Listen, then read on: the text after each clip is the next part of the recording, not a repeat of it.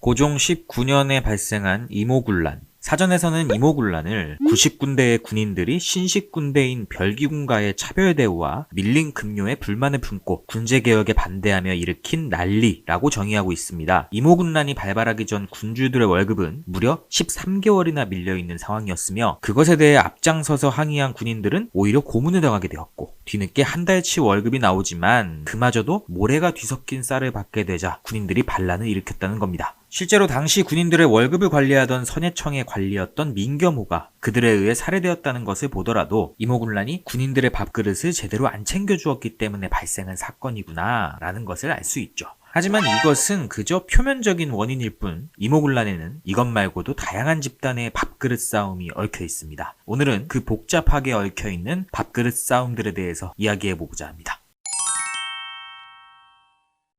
앞서 사전에서 90군대의 군인들이 일으킨 난리라고 했는데 이는 사실과 조금 다릅니다. 왜냐면 이모군란의 참여자는 군인뿐만 아니라 도성 백성들까지 섞여 있었기 때문이죠. 그리고 또 하나, 그들은 선해청 제조인 민겸호를 살해하는 것으로 난을 끝내지 않습니다. 고종의 부인인 명성황후까지 죽여 정권을 교체하는 것도 목표로 두고 있었습니다. 참고로 여기서 정권 교체는 왕위 교체가 아니라 세력 교체입니다. 이들이 명성황후를 왜 죽이려 하느냐 하면 명성황후가 민씨집안 권력의 줄기였기 때문입니다. 고종이 친정을 시작하고 흥선대원군이 물러난 뒤 권력을 잡은 집단이 바로 명성황후의 친인척인 민씨 집안이었거든요. 살해당한 민겸호도 명성황후의 친척 오빠였습니다. 민씨 집안은 권력을 잡고 나서 엄청난 부정부패를 일삼았는데 이모군란의 주체들은 민씨 집안의 줄기인 명성황후를 죽여 부패한 권력을 심판하려 했던 것이죠. 이렇게 화가 난 백성들을 막을 방법은 없었습니다. 명성황후는 난리통에 겨우 목숨만 부지하고 도망갔고 고종은 이러지도 저러지도 못하고 전전긍긍하고 있었는데 그래서 고종이 선택할 수 있는 건 딱 하나밖에 없었습니다. 바로 아버지의 귀환.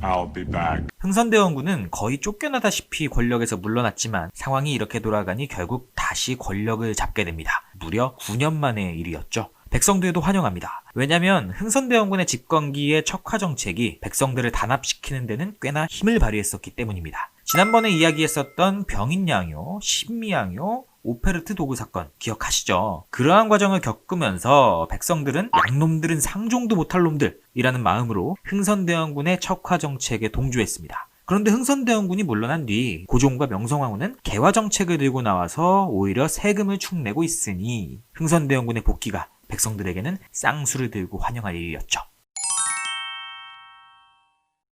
자, 여기서 흥선대원군의 척화정책과 중전 민씨 세력의 개화정책에 대해 조금 더 알아보고 가는 게 좋을 것 같습니다. 척화정책은 말 그대로 외세를 배척하는 겁니다. 중전 민씨 세력은 이와는 반대로 동도서기론을 펼칩니다. 굳이 따지자면 동도서기론이 척화론에 완전 반대되는 개념은 아니지만 근대의 문물을 받아들이는 입장에 있어서는 분명 척화론과 배치됩니다. 국제정세를 반영한 나름 합리적인 철학이라고 생각이 드는데요. 이러한 개화정책을 펼치기 위해 통리기무아문이라는 별도의 기구도 설치하죠. 통리기무아문은 조선의 개화를 위해 다양한 활동들을 합니다. 첫째, 일본의 조사 시찰단 파견. 둘째, 중국의 영선사 파견. 셋째, 별기군 설립. 넷째, 외국과의 조약 체결이 대표적인 임무였는데 겉은 번지르르해 보이지만 여기에는 문제가 있었습니다. 바로 민씨 세력이 자기 밥그릇을 챙기기에 바빴다는 겁니다. 통리기무아문의 요직을 차지한 민씨 세력들, 일본과 중국에 사신 파견해야지, 별기군들 신식무기 사줘야지, 외국과 조약 체결하면 영사관 만들어줘야지. 돈이 얼마나 많이 들겠습니까? 그런데 여기서 외척들이 요직을 차지하면서 부정부패를 일삼으니 어디 자금이 남아나겠습니까? 안 그래도 궁핍한 조선인데 백성들의 삶이 더더욱 악화되었던 겁니다. 그리고 개화정책의 결과도 매우 안 좋았습니다. 조선 최초의 근대적 조약인 조일수호조규 이후 조선에는 쌀 품귀 현상이 일어났죠. 일본에서는 값싼 공산품들이 막 들어오는데 조선은 수출할 물건이 없으니 쌀만 주구장창 팔았던 모양입니다. 그러니 자연스레 조선에는 쌀이 부족해지고 쌀값이 폭등하는 상황이 발생한 겁니다. 세상도 무심하시지. 거기다 하필이면 이모군란이 발발하기 전에는 보리까지 흉작이 되면서 백성들은 그야말로 절망적인 상황일 수밖에 없었죠. 여기서 끝이 아닙니다. 신식군대인 별기군이 창설되면서 오군영은 90군대로 취급받으며 규모가 점차 작아졌는데 이로 인해 구조조정을 당하는 백성들까지 생겨났습니다. 권력을 잡은 사람들은 자기들의 입속 챙기기 바쁘고 나는 월급도 안 나오고 밥도 챙겨 먹기 힘들고 거기다 직장까지 잘렸다고 생각해보세요. 눈이 안 돌아가고 백이겠습니까? 이건 너무한 거 아니냐고? 결국 이모굴란은 자기 밥그릇을 뺏겨 분노한 백성들이 자기 밥그릇 챙기기 바빴던 권세가를 향해 던진 돌이었던 셈입니다. 그런데 말입니다.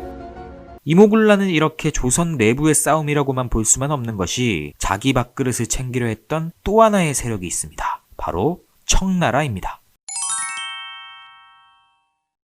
정확히 말하면 이모굴란의 원인 중 하나인 개화정책이 청나라와 관련이 있다고 할 수 있습니다. 개화정책이 추진된 배경에는 청나라에서 작성된 책 한 권의 영향력이 있었기 때문이죠.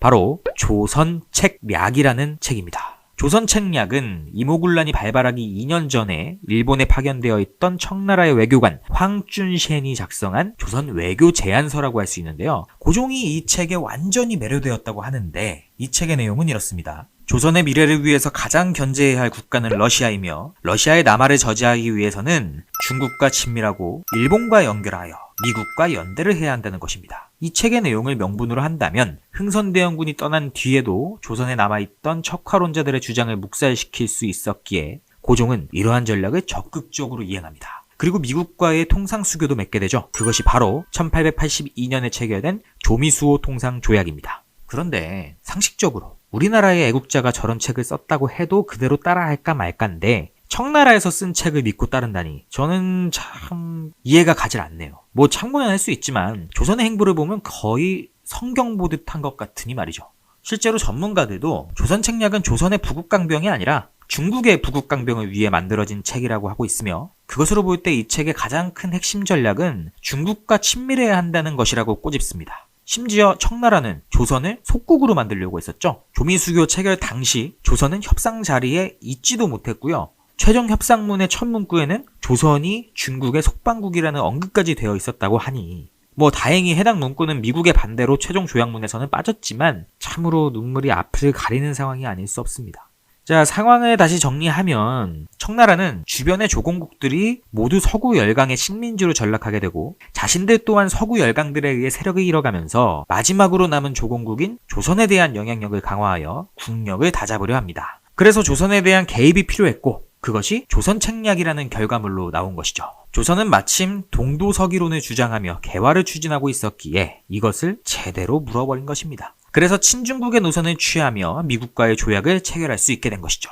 어찌 보면 이모굴란의 주체들이 분노한 개화 정책의 시작이 청나라의 자기 밥그릇 챙기기에서 시작된 것과도 같은 셈입니다. 이렇듯 이모굴란은 청나라, 조선의 권력가들, 조선의 백성들의 밥그릇 챙기기가 복합적으로 물려 발생한 싸움입니다. 이 싸움의 진정한 승자는 누구였을까요? 난을 성공하여 정권을 바꾼 백성들? 다시 권력을 잡은 흥선대원군? 아닙니다. 바로 청나라였습니다. 조선이 이모굴란을 제대로 수습하지 못하자 청나라는 군대를 파견하여 이모굴란을 수습합니다. 그리고 그 이후부터 청나라 군대는 조선에 아예 주둔하게 되죠. 조선의 입장에서는 난을 수습해준 청나라 군대에 예를 다할 수밖에 없었고 청나라는 이때부터 본격적으로 조선에 막대한 영향력을 행사하기 시작합니다. 그 시작은 흥선대원군 납치 사건이었습니다. 강력한 절대군주의 귀환이 청나라에게 반가운 소식은 아니었기에 청나라는 이모굴란의 배후가 흥선대원군이라고 주장하며 그를 잡아갑니다. 그리고 1882년 10월 조청상민 수륙무역장정을 체결하면서 이제 진짜 조선의 속국으로서 대하게 됩니다. 조약이 양국이 서로 대등한 관계에서 맺는 것이라면 장정은 속방관계의 두 나라가 맺는 것이라고 합니다. 이모굴란이라는 사건을 보고 있자면 참으로 여러 방면에서 안타까운 면이 많습니다. 어찌되었건 조선은 변화하는 국제 정세 속에서 개화가 필요했던 것은 사실이었거든요. 흥선대원군이 물러난 이후 조금 늦긴 했지만 그래도 개화의 노선을 타면서 국제 정세의 흐름에 잘 녹아든 것 같은 모습을 보였는데 그것이 권력자들의 부정부패와 주변국, 특히 청나라의 자기 밥그릇 챙기기와 맞물리면서 안 좋게 흘러갔죠.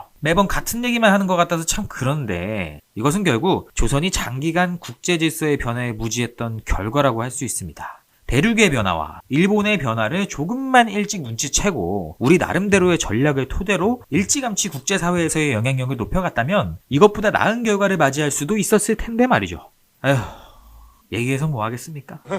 역사를 아는 자만이 할 수 있는 여유 있는 발언이잖아요. 앞으로 아랍어 조선의 미래는 더더욱 안 좋게 흘러갈 겁니다. 어렵겠지만 우리 마음 단단히 먹고 계속 역사를 알아갑시다. 그리고 앞으로 우리가 살아갈 미래를 위해서 선조들의 잘못을 교훈 삼아 살아가도록 합시다. 그게 우리가 지금 할 수 있는 최선일 테니까요. 오늘 영상은 여기까지입니다. 유익하게 보셨다면 구독과 좋아요 부탁드리고 다음 영상에서 찾아뵙겠습니다. 감사합니다.